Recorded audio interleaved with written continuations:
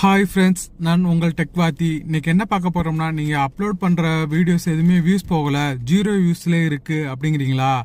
அதுக்கு 3 டிப்ஸ் நான் கொண்டுட்டு வந்திருக்கேன். அந்த 3 டிப்ஸ் தான் என்னென்னு பார்க்க போகிறோம். வாங்க வீடியோக்குள்ளே போகலாம்.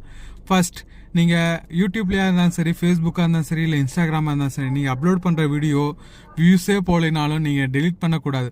அப்படி டெலீட் பண்ணிட்டீங்கன்னா அது சேனலாக இருந்தாலும் சரி, பேஜாக இருந்தாலும் சரி, அது க்ரோத் ஆகிறது அப்படியே ஸ்டாப் ஆகிரும். செகண்ட், நீங்கள் ஒரு வீடியோ அப்லோட் பண்ணிட்டீங்கன்னா அந்த வீடியோ எக்காரணத்தை கொண்டோ எடிட் பண்ணக்கூடாது. அதாவது எடிட்னா டைட்டில் மாற்றுறது, டேக் மாற்றுறது, தம்ப்நெயில் மாற்றுறது, இந்த மாதிரிலாம் இருக்கக்கூடாது.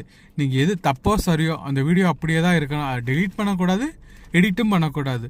நம்பர் 3, உங்கள் வீடியோ நீங்களே பார்க்கக்கூடாது. அது புரியுதா? உங்கள் வீடியோவை, அதாவது உங்கள் சேனலை நீங்களே ஓயாமல் ஓப்பன் பண்ணி பார்க்கவே கூடாது.